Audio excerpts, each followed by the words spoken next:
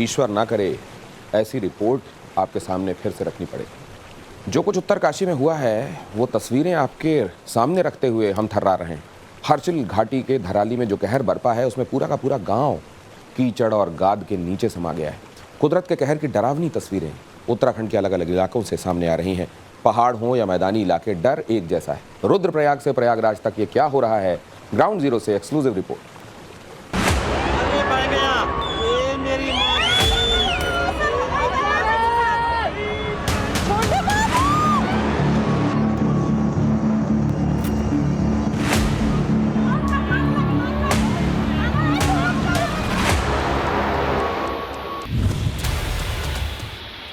लगातार जो है रेस्क्यू ऑपरेशन कैरी आउट किया जा रहा है।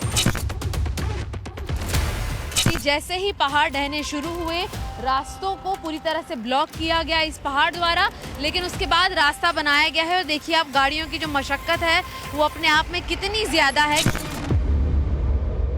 एकदम आवाज से आई, मैंने सोचा भी शायद शूटिंग हो रही है, फायरिंग के लिए गए होंगे, मगर एकदम जब जमीन जो कांपने लग गई।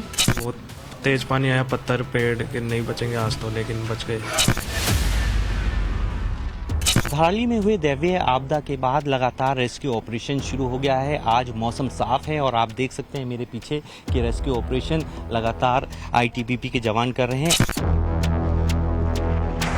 कैसे हेलीकॉप्टर के जरिए वहां पर जो रेस्क्यू टीम है और वहां पर जो जरूरत की चीजें हैं वो पहुंचाई जा रही हैं। आगे हेलीपैड है जहां से उड़ान भरा जा रहा है। उम्मीद अभी जिंदा है, कोशिशें जारी हैं। मुसीबत में फंसी जिंदगी को बचाने की जद्दोजहद हो रही। कुदरत की नाराजगी कम हुई है, मौसम ने अब साथ देना शुरू कर दिया है। रेस्क्यू टीम को संजीवनी मिली है। मलबे में जिंदगी तलाशने का ऑपरेशन शुरू हो चुका है। टाइम्स नाउ नव भारत की टीम ग्राउंड जीरो के नजदीकी इलाकों तक पहुंच गई। एक एक तस्वीर और अपडेट आप तक हम पहुंचा रहे हैं। आज सुबह तक जहां उम्मीद की डोर टूटती दिखाई दे रही थी, वहां फिर से आस की डोर बंधने लगी। इंडियन एयरफोर्स, साथ ही साथ आईटीबीपी और एसडीआरएफ, एनडीआरएफ की टीमें लगातार लगी हुई है, बनी हुई है ग्राउंड जीरो पर। जिस तरह से आप देख सकते हैं कि हेलीकॉप्टर भी उड़ रहा है और जवान को कैसे यहाँ पर ले जा रहा है। डॉक्टर्स की टीमें मौजूद है और यहाँ से सीधा ले जाएगा अस्पताल की तरफ। और ये जो ऑपरेशन है ये पूरा जारी रहेगा जब तक सभी को यहाँ पर नहीं लाया जाता है ठीक से, क्योंकि अभी भी आशंका जताई जा रही है कि लगभग 200 से ज्यादा लगभग 200 से ज्यादा लोग अभी भी प्रभावित है। इतना ही नहीं, लेकिन 50 से 60 लोगों को सुरक्षित वापस ला लिया गया है। मौसम साफ होने के बाद आईटीबीपी ने मोर्चा संभाल लिया है। हेलीकॉप्टर की मदद से रेस्क्यू ऑपरेशन ऑन कर दिया गया है। कल आई तबाही में हर्षिल का एक सेना कैंप भी आया था। कई जवान लापता हैं, लेकिन आईटीबीपी ने रेस्क्यू ऑपरेशन चलाकर घायल जवानों को अस्पताल तक पहुंचाया। घायल जवानों से हमारे संवाददाता ने बातचीत की है। उन्होंने तबाही की आप बीती सुनाई। एकदम आवाज से आई, मैंने सोचा भी शायद शूटिंग हो रही है, फायरिंग के लिए गए होंगे, मगर एकदम जब जमीन जो कांपने लग गई तो बाहर निकल के देखा तो ऊपर से पत्थर पानी एकदम आ रहा था, तो वहां से फिर हम भाग गए। बहुत तेज पानी आया, पत्थर पेड़ के नहीं बचेंगे आज तो, लेकिन बच गए। बहुत पानी आया। चोट देख रहा हूँ काफी लगी हुई है आपको। चोट तो वही उसी टाइम लग गई, लेकिन चोट तो कुछ नहीं, सही हो जाएगी, लेकिन जान तो बच गई। रेस्क्यू ऑपरेशन में सबसे बड़ी मुसीबत खराब मौसम बना रहा, लेकिन अब मौसम साफ होने के बाद हवाई सेवा शुरू कर दी गई है। रेस्क्यू टीम का मकसद जल्द से जल्द स्पॉट पर पहुंचकर जिंदगियों को बचाना है। चैलेंज है कि रोड कंडीशन बहुत ही पुअर है। लगभग 7 जगह पर रोड ब्लॉक है और 3-4 जगह ऐसी हैं जहां 100 मीटर का रोड धंसा हुआ है। तो जमीन से कोई भी राहत सामग्री और राहत टीम धराली गांव तक पहुंचना संभव नहीं हो पा रहा है। बड़ी मुश्किल से उत्तराखंड सरकार द्वारा हेलीकॉप्टर की सेवा दी गई है, जिससे टीमों को एयरलिफ्ट किया जा रहा है। हर्षिल में मातली से उठाकर हर्षिल में ड्रॉप किया जाएगा। वो टीम्स हमारी जाएंगी आगे और फिर सर्च और राहत और कार्यों को सुचारू करेंगी। स्थिति थोड़ी बेहतर हो रही, लेकिन 5 अगस्त की दोपहर करीब 1:30 बजे उत्तरकाशी में कुदरत ने ऐसा कहर बरपाया कि धराली की रंगीन दुनिया स्याह मलबे में तब्दील हो गई। हर तरफ मलबे का पहाड़ दिख रहा और इस मलबे में दबी न जाने कितनी टूटती सांसों की आहट सुनाई दे रही। हर बीतते पल के साथ ही उम्मीद की डोर छूटती जा रही। इंसान कैसे कुदरत के सामने बौना हो जाता है, उसकी गवाही देते धराली के ये हालात है। दोबारा आ रहा दोबारा। अरे हम तो इधर ही हैं हर्षमुखवा की तरफ। ये तो आ ही रहा लगातार यार। हाँ सुबह गए। अरे ये तो भयंकर स्थिति हो रखी है, पूरा मलबा ही मलबा। ये देखो ये दोबारा आ ही रहा है। देखो ओ ये तो रेस्क्यू क्या हुआ, ये तो इधर ही है स्टाफ। लोग चीख रहे, चिल्ला रहे, लेकिन लाचार और बेबस है। ये तस्वीर तबाही के बाद की है। तब तक पहले ही सब कुछ खत्म हो चुका था, लेकिन कुदरत इतने के बाद भी मानने को तैयार नहीं। देखिए कैसे जब पहाड़ से मलबे का हिस्सा दोबारा आया तो बचे हुए मकान का हिस्सा भी बह गया। कुछ भी नहीं बचा, सब खत्म हो गया। न धराली की दुनिया बची, न ही उम्मीद बची। एक मंजिला मकान हो या 4 मंजिला होटल, सब मलबे के पहाड़ में समतल हो गया। बिल्डिंग तो ऐसे ढही मानो ताश के पत्ते। दूसरे कैमरे में कैद इस वीडियो को देखिए। जो मकान मलबे में नहीं बहे, उनकी स्थिति ऐसी है कि सिर्फ छत या उसका कुछ हिस्सा ही दिखाई दे रहा है। हालांकि जो बहुमंजिला इमारतें हैं उसके 1-2 फ्लोर दिखाई दे रहे हैं, लेकिन तबाही वाली जगह पर कहीं भी कोई भी इंसानी हरकत नहीं दिख रही। स्पॉट से थोड़ी दूर ऊपर पहाड़ी पर कुछ लोग दिखाई दे रहे हैं, लेकिन कुदरत के सामने सभी लाचार। इस वीडियो में सिर्फ एक मकान की छत दिख रही, बाकी आसपास सिर्फ समतल मलबा है, एक तिनका भी नहीं दिख रहा। यहाँ एक पुल जैसा दिख रहा, दूर कुछ लोग भी दिख रहे हैं। इनके लिए यहाँ से निकलने का रास्ता ही बंद है। हेलीकॉप्टर से ली गई तस्वीर पर नजर डालिए। यहाँ कुछ गाड़ियां और लोग दिख रहे हैं और इनके सामने तबाही का मंजर दिख रहा। ये चाह कर भी मलबे में फंसी जिंदगी को बचाने की हिम्मत नहीं जुटा पा रहे। उत्तराखंड के सीएम पुष्कर सिंह धामी ने धराली के हालात का हवाई सर्वेक्षण किया। पूरे वैली को मलबे ने 2 भाग में बांट दिया। दूर दूर तक सिर्फ खामोशी दिख रही, कहीं कोई हरकत नजर नहीं आ रही। ग्राउंड जीरो का ये ड्रोन विजुअल है। पहाड़ से अभी लगातार मलबा आ रहा। रेस्क्यू टीम दिखाई दे रही, लेकिन आगे जाने का रास्ता नहीं है। ना तो इंसान कुछ कर पा रहा, ना तो कोई मशीन कर पा रही। रेस्क्यू के लिए सेना, आईटीबीपी के साथ साथ एनडीआरएफ को जिम्मेदारी दी गई है। हालांकि अभी कुछ इलाकों से रेस्क्यू का काम शुरू कर दिया गया। धराली में रेस्क्यू ऑपरेशन लगातार जारी है और एक बार मैं तस्वीर आपको दिखा दूं। देखिए कैसे हेलीकॉप्टर के जरिए वहां पर जो रेस्क्यू टीम है और वहां पर जो जरूरत की चीजें हैं वो पहुंचाई जा रही हैं। आगे हेलीपैड है जहां से उड़ान भरा जा रहा है और यहां से करीब मैं आपको बता दूं कि लगभग 30 से 40 किलोमीटर आगे जहां से ये पूरी त्रासदी का जो मंजर है वो शुरू होता है और वहां तक जरूरत की चीजें पहुंचाई जा रही हैं। हेलीकॉप्टर एकमात्र अभी व्यवस्था है। जहां आप देखिए आगे जाने का जो रास्ता है वो पूरी तरीके से टूट चुका है क्योंकि यहां की सड़क धंस गई है। ये देखिए कई फीट गहरी ये सड़क धंस चुकी है। ये एकमात्र रास्ता है जो इस सड़क के माध्यम से आगे लेकर जाता है धराली तक जहां पर ये त्रासदी हुई है।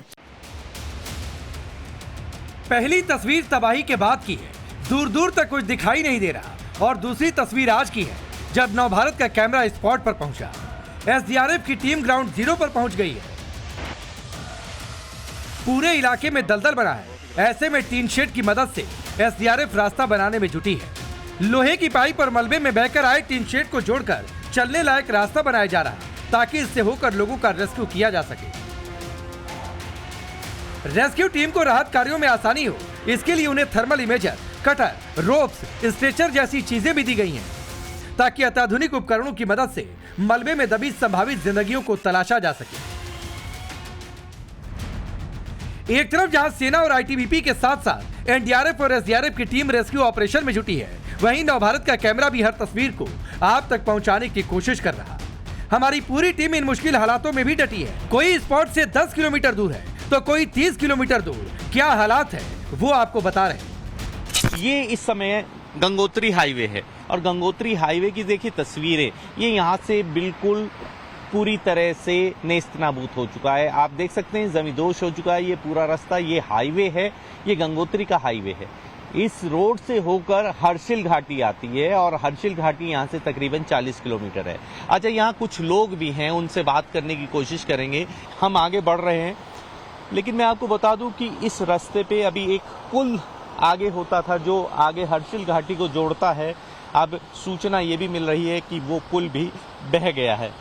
तो ये अपने आप में बेहद गंभीर और बेहद चुनौती भरा सफर तय हो रहा है। गंगोत्री हाईवे की ये तस्वीर इस बात की गवाही दे रही कि धराली से इतनी दूर भी हालात कितने मुश्किल हैं। जमीनी रास्ते पूरी तरह से बंद हो चुके हैं।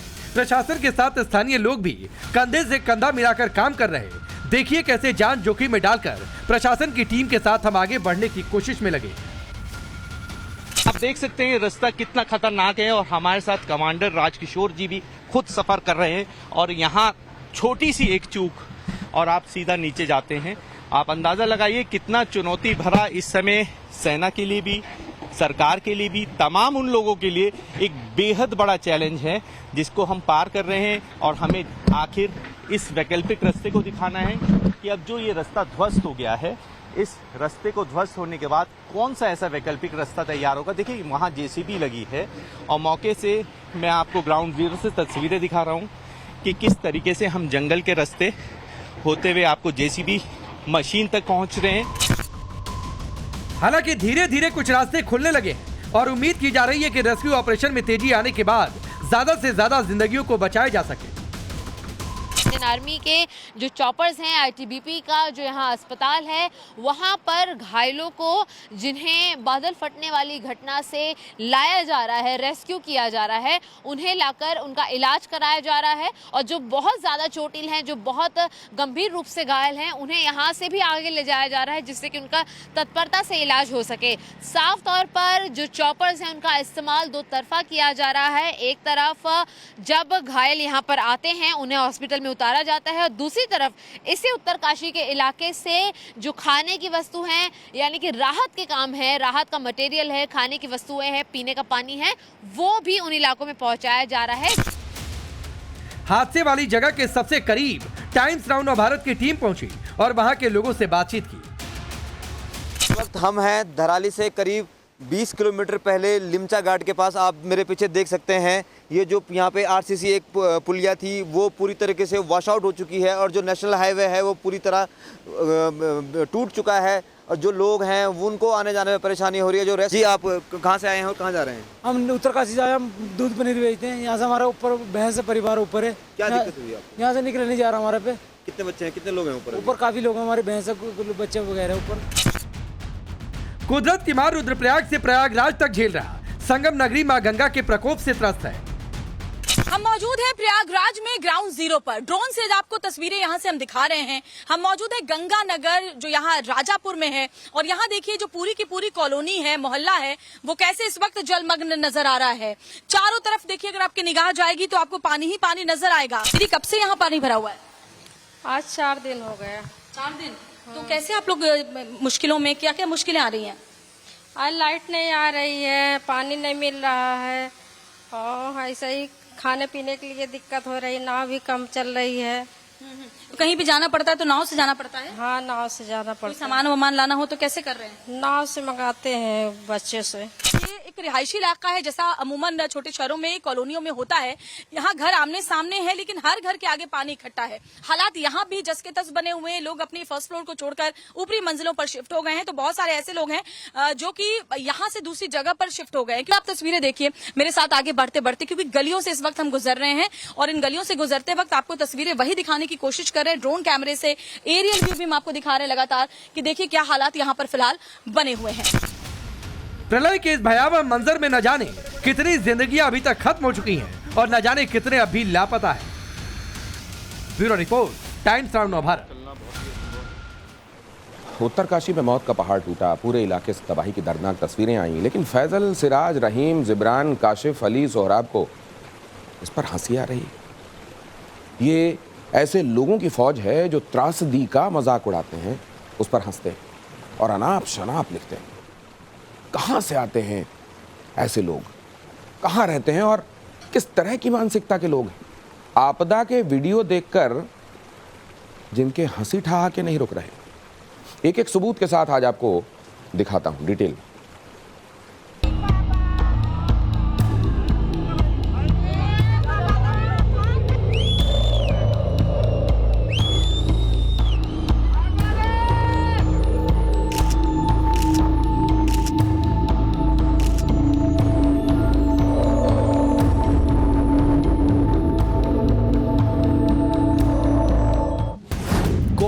हैं ये लोग और कहां से लेकर आते हैं ऐसी जाहिलियत? इतना जहर किसी के दिमाग में कहां से भरा है कि उत्तरकाशी की घटना में भी इस्लामोफोबिया खोजा जा रहा है।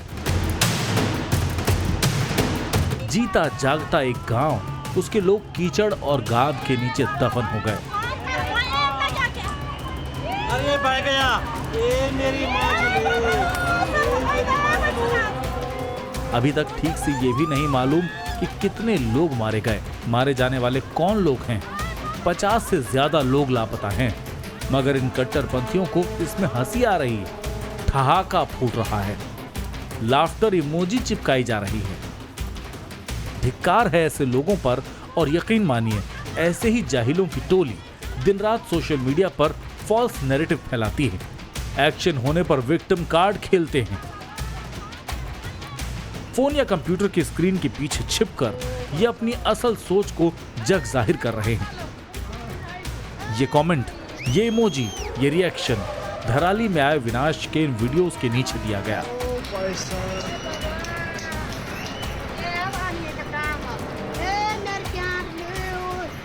ये वीडियोस जिनमें मौत को सामने से देखने के बाद निकली चीख है, ये वीडियोस जिनमें दिल दहला देने वाले मंजर हैं, वो वीडियोस जिनमें कोई महिला आंखों के सामने लोगों को काल के गाल में समाते देखने के बाद चित्कार कर रही है।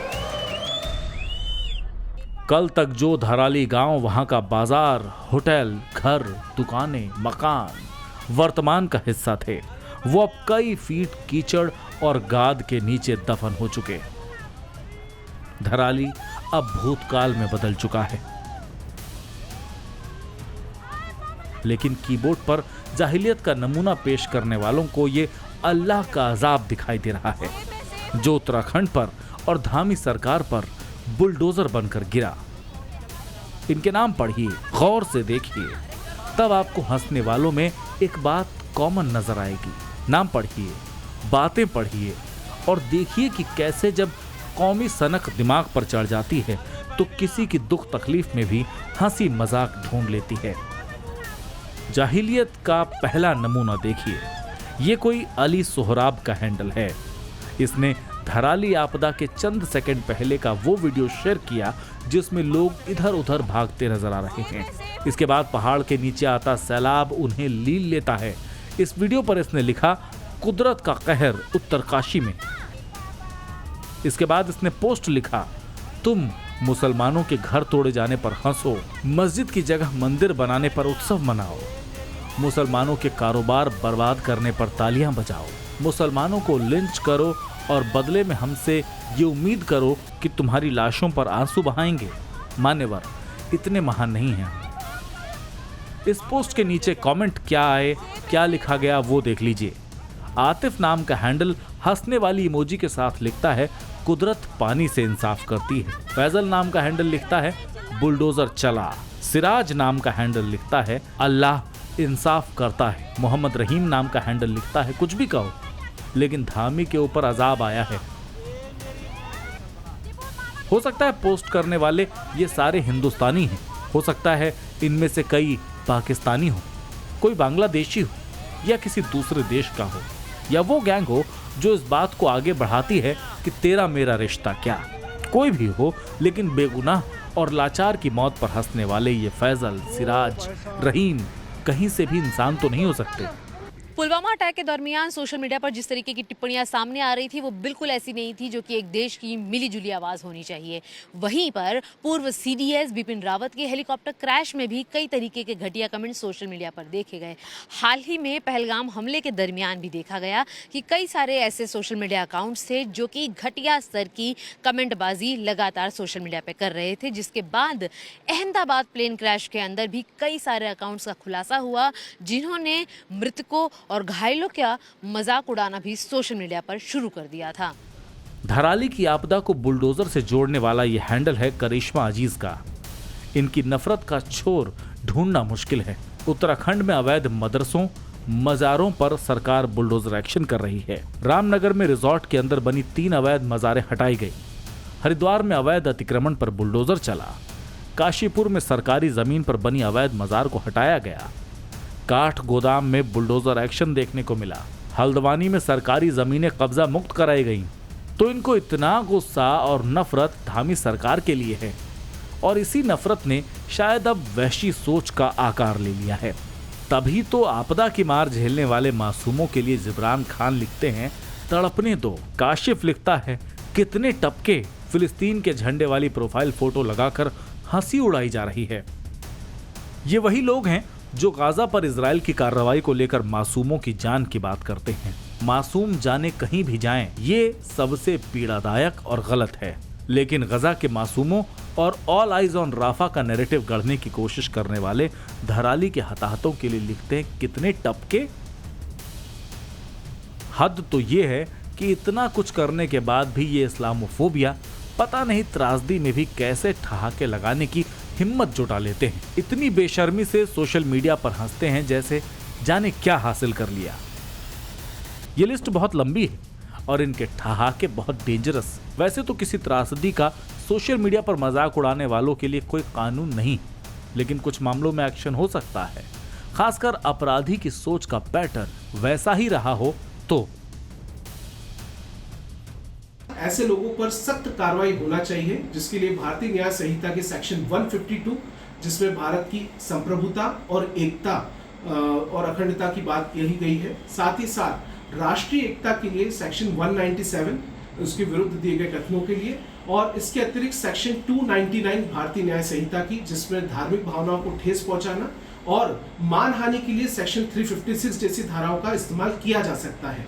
इसके अतिरिक्त क्योंकि कई लोग रियल आईडी से नहीं फेक आईडी से भी इस तरीके के अटैक, साइबर वॉर एक तरीका हम कहेंगे जारी रखते हैं, इनके लिए आईटी एक्ट के सेक्शन 66D की धारा के तहत भी कार्रवाई की जानी चाहिए।